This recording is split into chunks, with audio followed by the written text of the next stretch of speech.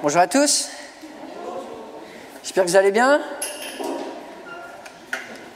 Voilà, je suis de passage. C'est vrai que j'ai l'habitude d'être introduit, comme Johnny l'a fait, en tant que frère Philippe. Souvent parce que je suis introduit par un de mes frères, un des 5 Viguier. Voilà, hier, mon grand-père a eu 100 ans, donc c'est une grande fête de famille. C'est pour ça qu'il y en a quelques-uns de passage, il y en a quelques-uns qui ne sont pas là. C'est comme ça tous les 100 ans, voilà. Alors aujourd'hui, on continue la série que l'Église parcourt depuis plusieurs mois déjà dans les prières clés de l'Ancien Testament, et c'est ma joie, mon privilège de pouvoir ouvrir la parole de Dieu avec vous pour être en Néhémie chapitre 1. Et c'est vrai que, voilà, vous avez regardé à des prières de l'Ancien Testament.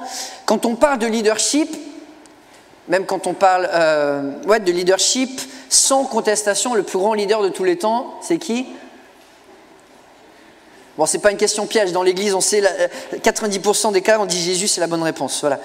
Jésus, c'est incontestablement le plus grand leader qui a jamais existé, le plus grand motivateur qu'on puisse trouver, l'inspiration incarnée, le modèle, l'exemple parfait à suivre, le visionnaire le plus ambitieux, le coach le plus remarquable et efficace, le faiseur de paix et rassembleur le plus ingénieux, l'habilitateur le plus incroyable, le stratège le plus inventif, le chef d'équipe le plus loyal, le plus digne de confiance. Et son influence, elle est juste incalculable. Et d'un point de vue strictement humain, je ne sais pas si vous avez déjà lu des livres sur le leadership ou regardé les critères d'un leader, on reconnaît comment Jésus a l'idée, avec intégrité, avec justice, avec une vision claire, avec efficacité, avec un climat sain qui mène à la multiplication. Enfin, c'est ce que tout business voudrait avoir. Un climat sain qui se multiplie. C'est ce que Jésus a montré comme exemple. Chaque choix de Jésus, chaque moment, chaque priorité, chaque angle d'attaque est le reflet de la plus grande sagesse jamais démontrée sur terre. On sait, Jésus, c'était un génie de chaque décision. Il n'y a pas une décision qui était un poil trop à côté. Et pourtant, même s'il était l'homme le plus sage de la terre, quand on regarde à peut-être la caractéristique centrale de sa vie, c'est que Jésus priait. C'est incroyable, c'est l'homme le plus sage qui peut faire que des bonnes décisions, mais pourtant, il va toujours être dans la prière. Il prie constamment. Comment son ministère commence ? Vous avez le droit de me répondre, on est entre nous. Comment est-ce que le ministère de Jésus commence ? Voilà, pendant 40 jours à prier, à jeûner. C'est comme ça qu'il commence. Avant de choisir ses disciples, il va passer du temps dans la prière. On le voit encore et encore, il passe des nuits dans la prière, des matinées dans la prière, des temps quotidiens dans la prière. La fin de son ministère aussi est marquée par une emphase de prière incroyable. Son dernier repas, il va passer la moitié du repas, on dirait quand on lit l'évangile de Jean, à prier pour ses disciples. Il va faire cette très très belle prière en Jean chapitre 17 pour leur donner un futur, pour leur donner une vision de gloire de ce qui va leur attendre. Au jardin de Gethsémane, avant de mourir, qu'est-ce qu'il fait ? Il prie à la croix, qu'est-ce qu'il fait ? Il prie quand il fait l'ascension. En Luc, qu'est-ce qu'il est écrit ? Il monte en bénissant ses disciples. Ces dernières paroles, c'est quand tu squeezes, c'est de la prière. Jusqu'à ce que Jésus disparaisse en haut, ils entendent encore sa voix en train de prier, en train de bénir. Et aujourd'hui encore, qu'est-ce que Jésus fait ? Il est en train de prier. C'est incroyable. Des fois, on essaie de mettre un petit peu, peut-être de manière pratique, soit tu es un homme pratique, soit tu es un homme spirituel. Et Jésus, on voit que c'est le plus efficace, c'est le plus sage, mais il n'y a rien qui est séparé de la prière. Et d'ailleurs, c'est intéressant parce que Jésus, sa prière, on sait qu'elle est puissante. Je ne sais pas si vous avez déjà essayé de faire le lien entre ce que Jésus prie pour ses disciples et entre l'action du Saint-Esprit. Vous n'avez pas remarqué que c'est la même chose ? Le Saint-Esprit fait ce que Jésus lui a demandé de faire. Et il le dit, je vous envoie le Saint-Esprit. Jésus prie et le Saint-Esprit agit. Et des fois, c'est un rappel que quand on sent le Saint-Esprit agir en nous, qu'on est convaincu, quand on est convaincu dans nos cœurs, on est poussé par la parole, c'est pas juste qu'il y a la parole, il y a aussi Jésus qui prie derrière. encore et encore. Alors voilà, depuis plusieurs mois, nous sommes dans une série des prières clés de l'Ancien Testament et aujourd'hui, j'aimerais qu'on regarde ensemble à Néhémie chapitre 1, où encore une fois, on a un des leaders de l'Ancien Testament, un des leaders les plus pratiques. Néhémie est connu comme un visionnaire qui est pragmatique. Sa vision va être accomplie, il va décliner ça par étapes, il va aller de l'avant, il va rassembler des gens, c'est vraiment un bon leader.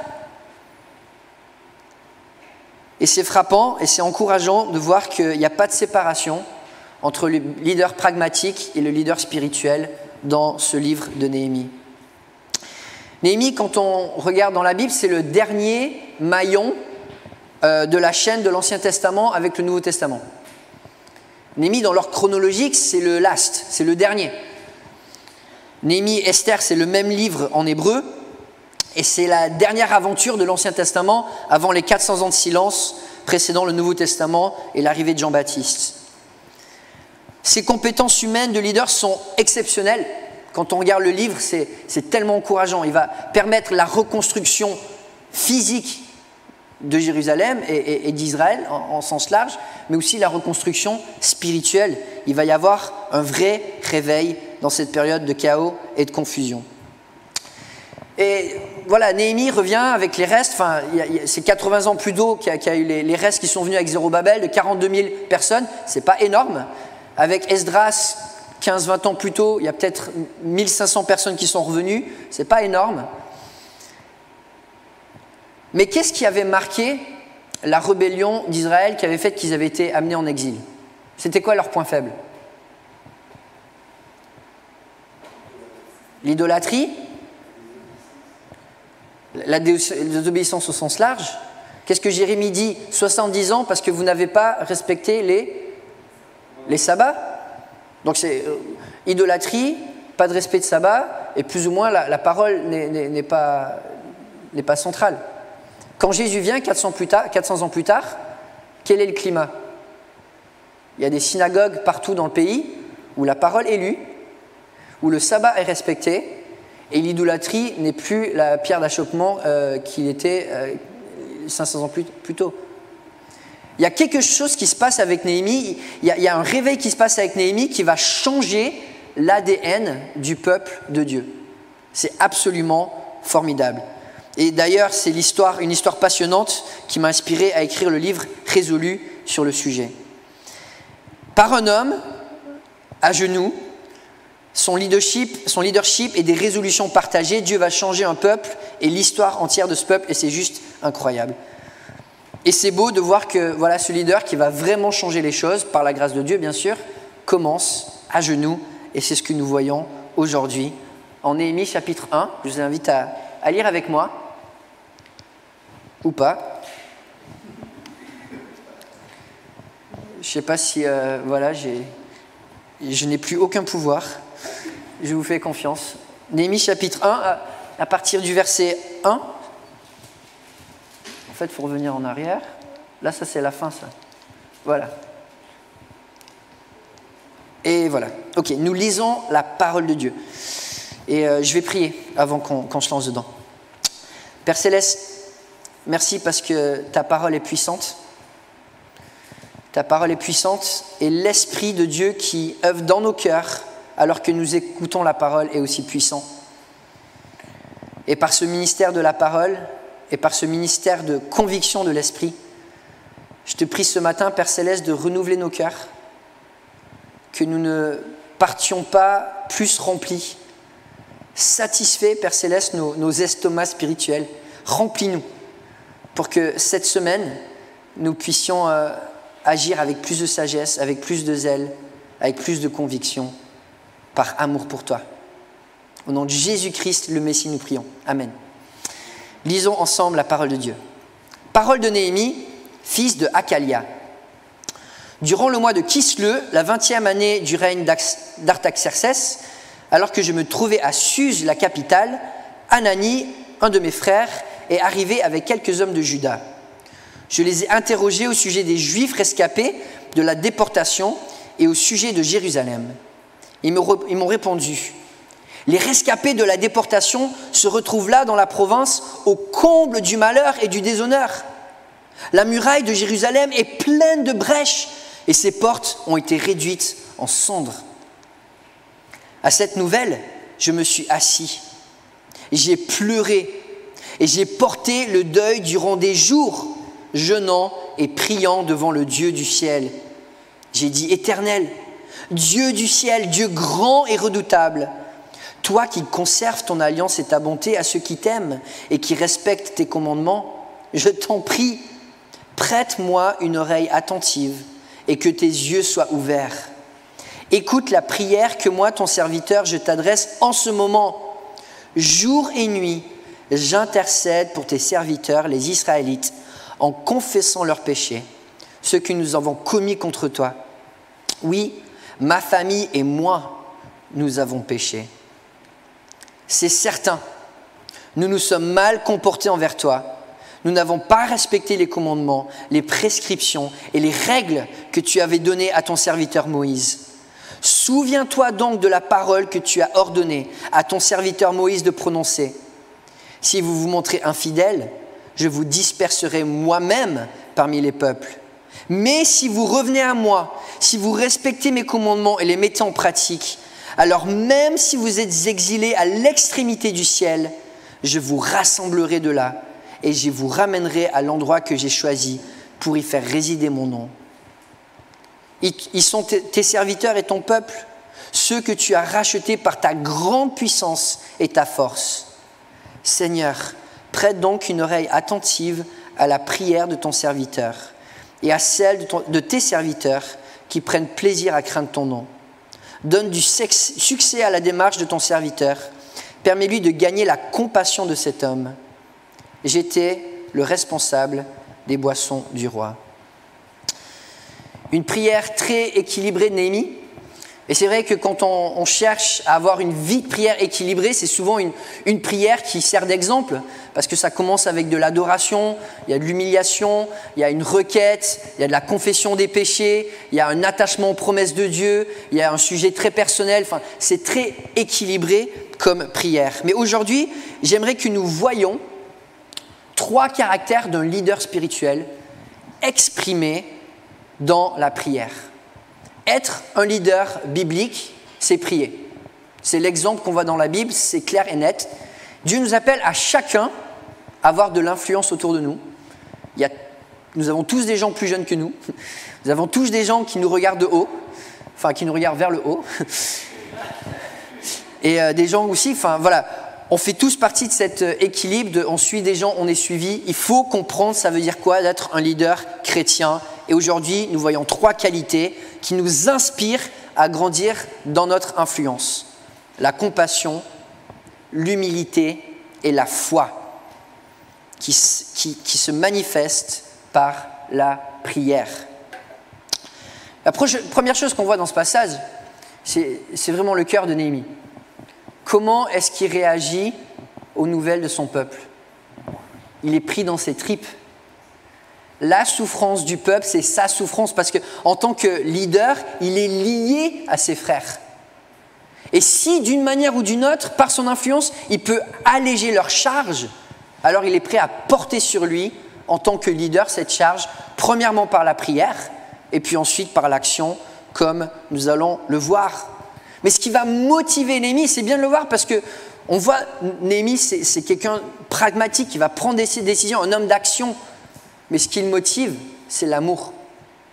L'amour pour Dieu et l'amour pour le peuple de Dieu. Et là, il est épris de compassion dans ce passage suite aux nouvelles de ce qu'il entend de son peuple. L'histoire commence au mois de Kesle, c'est environ novembre-décembre. Néhémie est à Suse, la capitale, et il y a son frère qui vient le visiter. Alors c'est un petit voyage, hein. Si vous essayez de faire ça à pied, c'est un peu plus dur de passer par le désert. Donc voilà, vous passez par la rivière, le fleuve, et ça prend, si vous marchez 20 km par jour, une moyenne de 70 jours si vous ne faites pas de pause. Donc un voyage de 2 ou 3 mois. Donc là, on a Anania, donc le frère de Néhémie qui arrive, il est mentionné 2 fois dans le livre comme frère de Néhémie, donc on pense que c'est vraiment son frère de sang, pas juste son frère juif. Et là, il arrive à la capitale, on ne sait pas exactement pourquoi. S'il vient parce que lui aussi il a des responsabilités à Jérusalem, plus tard quand Néhémie va revenir, après avoir exercé son ministère, avoir consolidé certaines choses, il va revenir à Suse, et bien il va laisser ce frère-là en charge. Donc peut-être il avait déjà une charge à Jérusalem, c'est peut-être un administrateur, c'est peut-être quelqu'un d'important, peut-être il vient donner des comptes, peut-être avec ce qui se passe, avec la situation désastreuse, il quitte Jérusalem parce qu'il a peur pour sa vie. Il n'y a plus de protection, c'est la honte, c'est l'accablement. En tout cas, son frère est là, c'est un long périple. Et il vient rendre compte à Néhémie, qui tout de suite va demander des nouvelles de la désolation qui a lieu en Israël. Et là, c'est frappant parce que, je ne sais pas si, quand on n'a pas vu la famille depuis longtemps, qu'est-ce qu'on fait en général? On sort une petite bouteille de vin, on partage des bons repas. Il y a son frère qui arrive, qu'est-ce qu'il fait? Il va aller jeûner. Vous imaginez peut-être, il y a toute la famille rassemblée pour Noël, et toi tu fermes la porte, tu vas dans ta chambre, tu vas jeûner pendant 5 jours. Ce n'est pas vraiment notre manière de penser. Mais il est tellement pris dans ses tripes par le malheur qui accable son peuple, il n'est pas distancé de ce qui se passe. Il est tellement uni, il porte tellement sa charge que leur souffrance est sa souffrance. Du coup, il va commencer à prier, il va jeûner. Là, il va dire nuit et jour, donc on pense à une première période peut-être intense, mais le chapitre 2 commence en mars-avril, le mois de Nisan. Donc pendant 5 mois, Néhémie va prier nuit et jour. Pendant 5 mois, il va avoir cette tristesse, il va avoir cette désolation, il va avoir cette soif de dire Dieu, fais quelque chose. De plaidoyer devant Dieu dans le combat, dans le brisement. Environ 30 ans plus tôt, on estime, avec le souverain précédent, c'est l'histoire d'Esther. Vous vous souvenez le coût possible à payer pour avoir une audience avec le roi? Esther aussi a jeûné et prié, parce que c'était sa vie qui était en danger. Et Néhémie, quand il voit la souffrance de son peuple, il se mouille. Il est prêt à dire, si eux, ils sont destinés à la désolation, alors moi aussi. Alors il va être prêt à risquer sa vie, et on sait, en tant qu'échanson du roi, c'était un petit peu un conseiller, quelqu'un qui est présent avec le roi pour lui donner une bonne compagnie, pour le mettre de bonne humeur, pour lui donner des bons plats, du bon vin, pas pour lui casser l'ambiance. Et en montrant de la tristesse sur son visage, Néhémie risquait sa vie. Parce que quand tu vas voir le roi et tu lui dis « Écoute, il y a un problème », en gros, tu es en train de lui dire « Tu ne fais pas bien ton boulot ». Et ça passe pas très bien avec les rois de Perse. Donc pendant 5 mois, chaque jour, il porte cette tristesse jusqu'à ce que son visage soit tellement marqué que le roi va lui dire « Écoute Néhémie, il faut faire quelque chose ». Mais on voit la qualité d'un vrai leader spirituel qui est rempli de compassion pour la misère physique comme la misère spirituelle de son entourage. Et il va manifester cela premièrement par la prière. Et je suis sûr que vous avez été convaincus de cela semaine après semaine depuis le mois de mai avec cette série. On est appelé à prier. Et toute personne qui veut exercer une influence spirituelle doit prier. En tant que parent, on doit prier pour notre famille. En tant que membre dans une église, on doit prier pour notre ministère, prier pour les leaders, prier pour ceux qui dépendent de nous.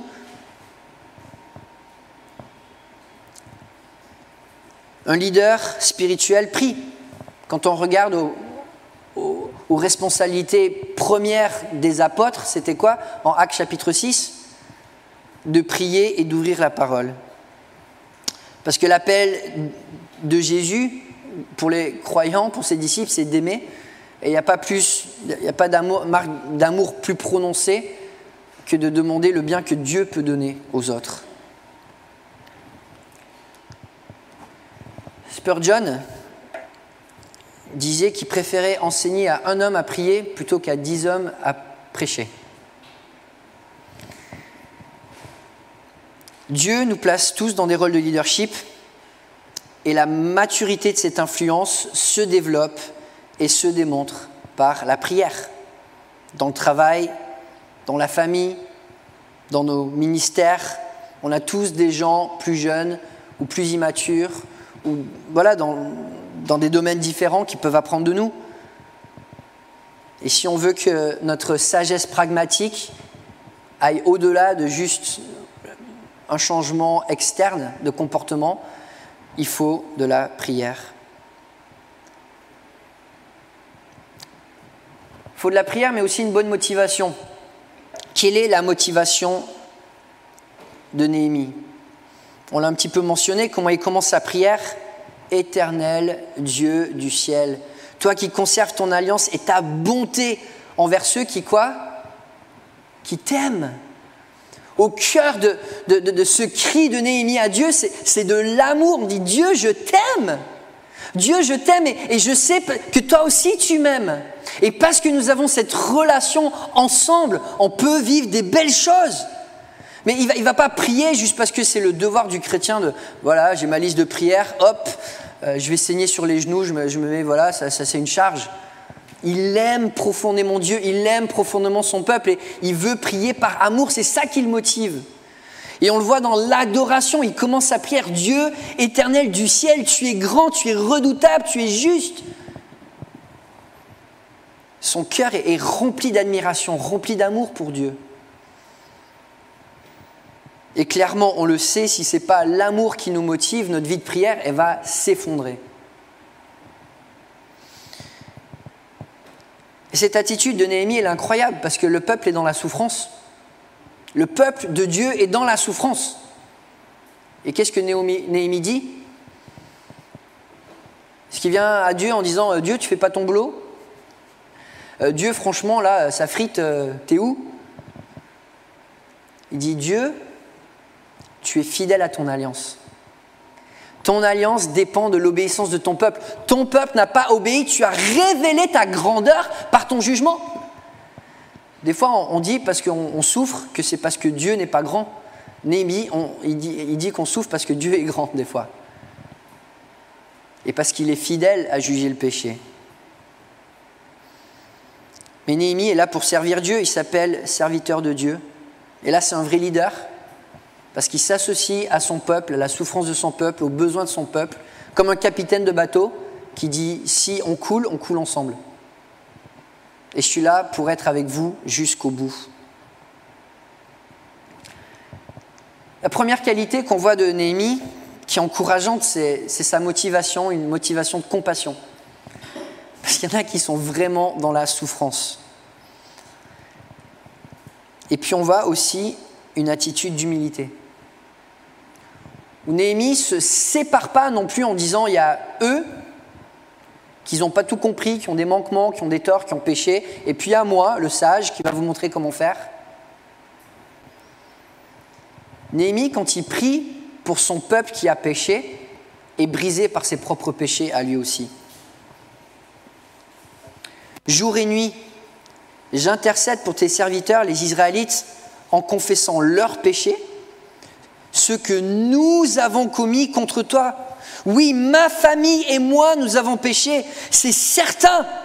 Nous nous sommes mal comportés envers toi. Nous n'avons pas respecté les commandements, les prescriptions et les règles que tu avais données à ton serviteur Moïse.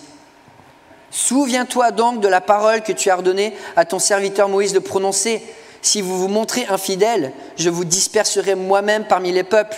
Mais si vous revenez à moi, si vous respectez mes commandements et les mettez en pratique, alors même si vous êtes exilés à l'extrémité du ciel, je vous rassemblerai de là et je vous ramènerai à l'endroit que j'ai choisi pour y faire résider mon nom. On parlait justement avec Franck de ça avant le culte. Comment, quand on fait la relation d'aide, celui qui guide a aussi besoin d'être encouragé par Dieu. Et on a constamment besoin de grandir et de se remettre en question. Et ça fait mal quand on entend des gens dire « repens-toi » et qui dit pas « repentons-nous ». Ça fait mal parce que ça crée de la distance. Et des fois, oui, on a besoin que des gens nous confrontent à cause de notre péché, mais de manière générale, on a tous nos angles morts.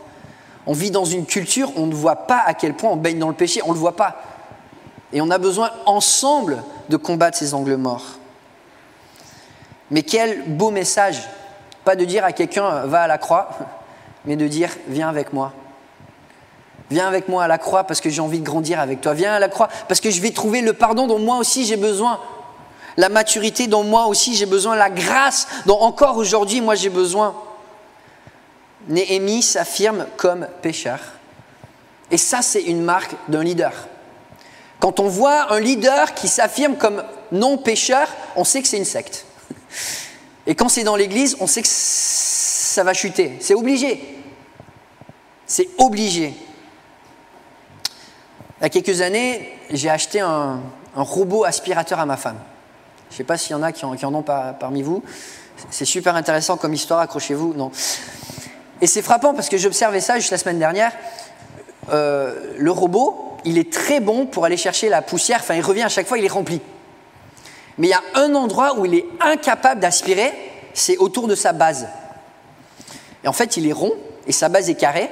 Et il est incapable d'aller dans les coins où il y a sa base. Et le problème, c'est que, comme c'est un petit aspirateur, il pousse la poussière. Des fois, il aspire, des fois, il la pousse.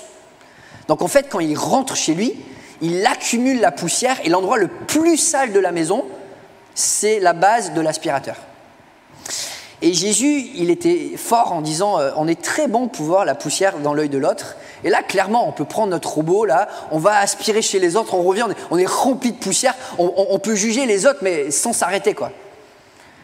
Et on est complètement aveugle à la montagne de poussière qui s'accumule chez nous. Mais on le sait, ce qui est le plus dévastateur dans l'Église, comme à l'extérieur de l'Église, c'est la même chose, c'est le manque de repentance. Et c'est ce qui a marqué justement la chute du peuple d'Israël pour lequel Néhémie ramasse les miettes. Parce qu'il y avait des doubles standards. Ils disaient une chose, ils en faisaient une autre.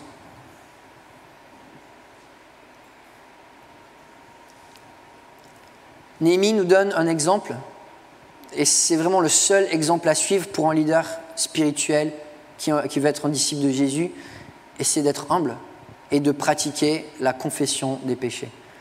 La semaine dernière, j'étais à une conférence missionnaire et c'était touchant de voir un collègue qui a peut-être 20 ans de plus que moi, qui a servi le Seigneur pendant des années, et qui disait « Je n'ai jamais regretté de toute ma vie de confesser mes péchés à quelqu'un ».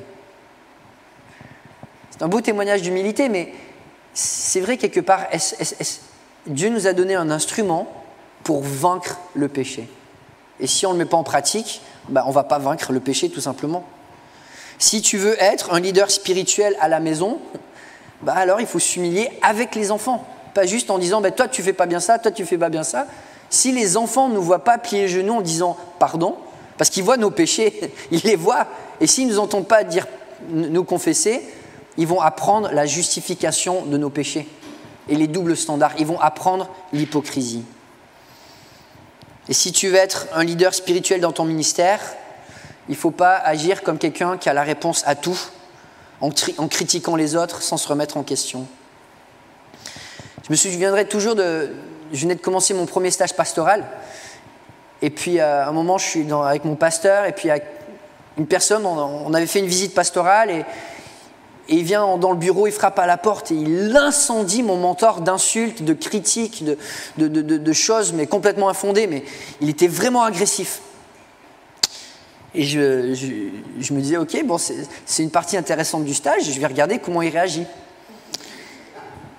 Et mon mentor, il le regarde dans les yeux et il dit, écoutez monsieur, vous ne connaissez même pas la moitié de mes fautes. Il ne s'est même pas justifié. Il a simplement dit, vous ne connaissez même pas la moitié de mes fautes. Ça l'a complètement désarmé, et puis ensuite on a pu discuter en paix. Et ce mentor priait tous les jours pour 3 choses, la pureté, la sagesse et l'humilité. Et ça se voyait, parce qu'il priait pour l'humilité, et il vivait l'humilité. Mais c'est un cercle vertueux. L'humilité mène à la prière, et la prière mène à l'humilité.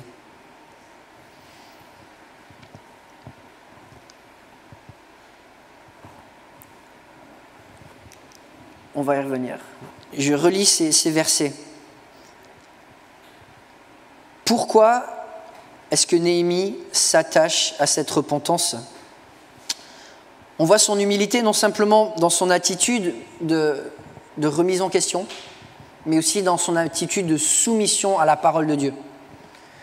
Il voit que le jugement de Dieu sur Israël était dans la parole, et il est OK avec ça. Mais dans la parole, il y a aussi des promesses, et il va s'y accrocher, dur comme fer. Souviens-toi donc de la parole que tu as ordonné à ton serviteur Moïse de prononcer. Si vous vous montrez infidèle, je vous disperserai moi-même parmi le peuple, mais si vous revenez à moi, si vous respectez mes commandements et les mettez en pratique, alors je vous ramènerai. Et qu'est-ce qui le motive? Je vous rassemblerai de là et je vous ramènerai à l'endroit que j'ai choisi. Pourquoi? Pour y faire résider mon nom. Pourquoi est-ce que Néhémie s'humilie? Parce qu'il veut voir le nom de Dieu glorifié. Il a soif de voir le nom de Dieu élevé, que Dieu réside et que ça soit manifeste pour tout le monde. C'est ça qui le motive. Il veut voir le nom de Dieu élevé. Et on ne peut pas voir Dieu élevé si nous n'apprenons pas à s'abaisser.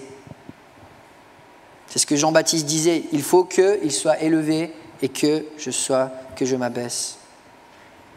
Si nous voulons voir Dieu élevé, si nous voulons voir que Dieu réside dans nos familles, réside dans notre église, réside dans notre témoignage au travail avec les voisins, ça passe par l'humilité.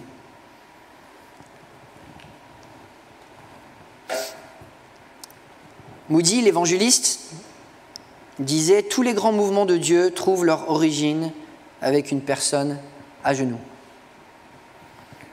Tous les grands mouvements de Dieu trouvent leur origine avec une personne à genoux. Si nous voulons voir la gloire de Dieu, il faut passer par la prière. On arrive à notre dernier point rapidement. Et c'est bien, on va voir que Néhémie va prier pour des sujets très concrets. Mais comment est-ce qu'il commence ? On voit sa motivation, une motivation qui est spirituelle avant tout. C'est pas juste, voilà, il faut régler un problème et je vais le faire avec ma propre force. On voit son amour pour Dieu, on voit son amour pour son prochain, sa compassion pour son prochain. Il est brisé par leur misère. On voit sa soif de la gloire de Dieu, sa soif pour la parole de Dieu. On voit un homme intègre, un homme droit, un homme qui s'humilie. Et c'est quand on reconnaît toutes ces choses-là qu'il y a plus de sens à voir que ces accomplissements pratiques ne sont pas juste les œuvres d'une sagesse humaine. Ça commence à genoux. Et quand on regarde le livre de Néhémie, on voit que Néhémie, c'est vraiment un homme d'action. Il voit un problème, il le résout. Il voit que la muraille est cassée, il va aller la reconstruire. Il voit que le peuple n'est pas uni, il va vivre avec eux, il va montrer d'exemple. Il voit qu'il manque d'argent, il va donner de sa propre poche. Il voit qu'il y a du péché, à la fin il va leur tirer les cheveux. Enfin, il est vraiment parmi le peuple pour être un leader avec le peuple. Et quand il voit qu'Israël a chuté encore et encore, il va prendre des résolutions et il va faire que les leaders signent ensemble. Il est très très très pratique. Mais ce qui est beau, c'est que oui, il va aller étape par étape, oui, il va avoir une stratégie, oui, il va avoir une vision, il va avoir un plan, mais chaque étape est imprégnée de foi. Et il infuse cette vision de Dieu, cette foi, cette dépendance à Dieu à chaque strate. Et il se mouille. Seigneur, prête donc une oreille attentive à la prière de ton serviteur et à celle de tes serviteurs qui prennent plaisir à craindre ton nom. Donne du succès à la démarche de ton serviteur. Permets-lui de gagner la compassion de cet homme. J'étais le responsable des boissons du roi. Qu'est-ce que Néhémie souhaite dans cette prière générale? Il veut restaurer le peuple d'Israël à la gloire où il y a Dieu qui réside. Il veut une restauration physique avec Jérusalem qui est protégée. Les murailles ont été détruites, les portes ont été brûlées. Israël a été attaqué encore et encore et sont victimes aux prochaines attaques qui peuvent venir. Il souhaite une reconstruction physique et une reconstruction spirituelle. Et là, les étapes. Premièrement, ça commence avec quoi? La faveur du roi. Deuxièmement, ça commence avec quoi? La reconstruction du mur. ensuite l'unité du peuple, ensuite un retour à la parole, ensuite des résolutions pour remettre le système en place. Ensuite, il a fini sa mission, il revient à Suse et il délègue des responsables qui vont pérenniser la vision et les principes qu'il a mis. Il a tout déjà dans sa tête. Mais il va y aller étape par étape et à chaque étape, comme on le voit dès la première étape, il va risquer sa vie, il va se donner à fond. Comme quand il dort devant la porte avec l'épée, avec chacun pour protéger. Enfin, ils sont prêts à risquer. À chaque étape, on va voir Néhémie qui va se mouiller. C'est un homme de vision qui veut voir Dieu au maximum, mais aussi un homme de détail qui va prier pour les détails de chaque étape. Et ça m'inspire parce que c'est vrai, enfin, je ne sais pas si vous priez pour un réveil en France. Des fois, voilà, on entend des prières sur un réveil en France et je me dis, bah, c'est mignon, quoi. Bien sûr, on veut tous un réveil. Et de dire, voilà, Dieu, je prie pour un réveil en France, amen. Enfin, c'est comme s'il y a quelque chose qui manque quelque part.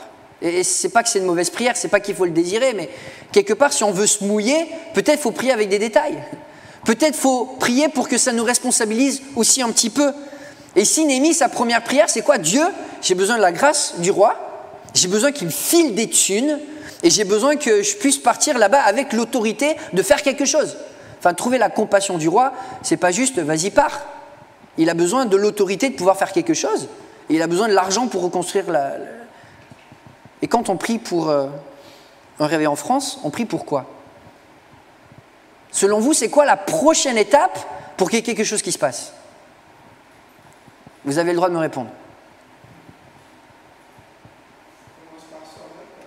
Bah déjà, voilà, on prie pour nous-mêmes. Quoi d'autre? Qu'est-ce qui manque dans notre pays pour que l'évangile soit encore plus présent, plus répandu?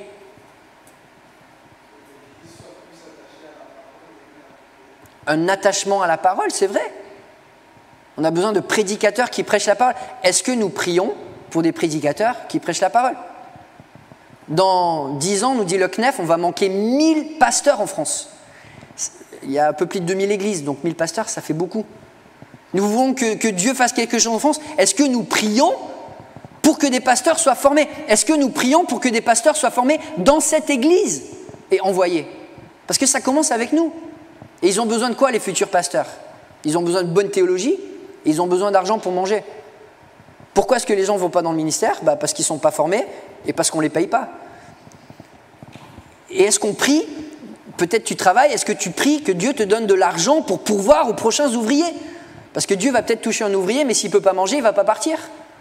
Et en fait, quand tu commences à prier dans les détails, ça va te mouiller. Parce que si tu pries pour un réveil, tu vas prier pour des pasteurs, tu vas prier pour des responsables, tu vas prier pour des centres de formation, et il va falloir mettre la main dans la poche et le genou par terre.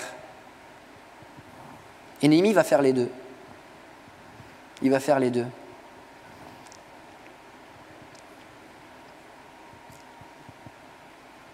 On prie que nos églises puissent avoir un puissant témoignage, mais comme tu le dis, il faut d'abord que nous, on prie pour la pureté dans notre propre cœur, qu'on soit prêt à confesser nos propres péchés et combattre nos péchés. Que nous, dans nos vies, on avance. L'Église ne va pas avancer si les individus dans l'Église n'avancent pas. Mais est-ce qu'on se mouille pour voir ce réveil? Chacun doit se responsabiliser.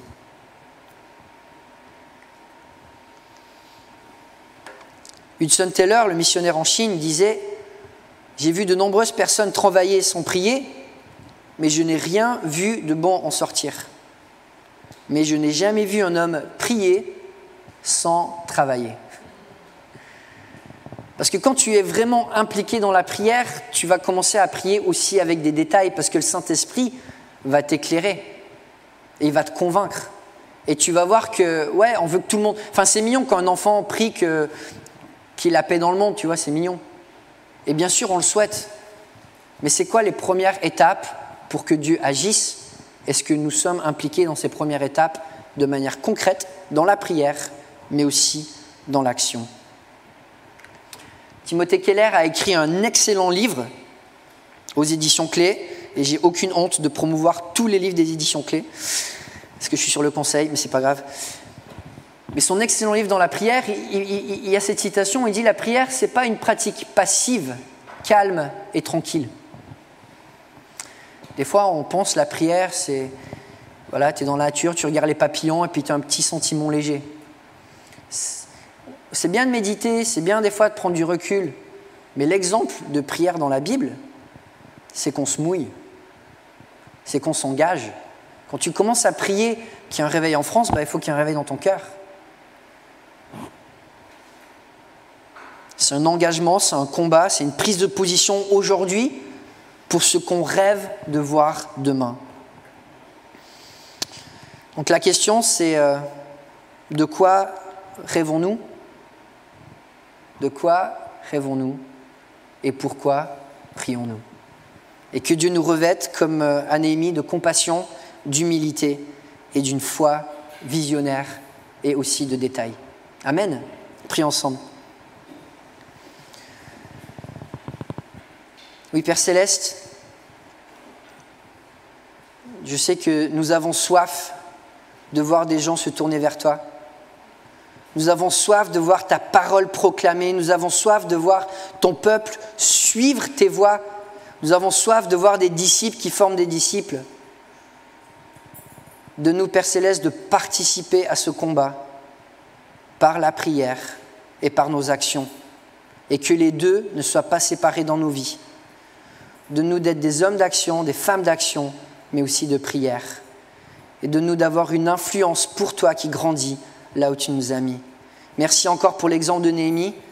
Merci pour le réveil qu'il a pu voir de son temps. Donne-nous aussi de voir des belles choses autour de nous. Au nom de Jésus-Christ. Amen.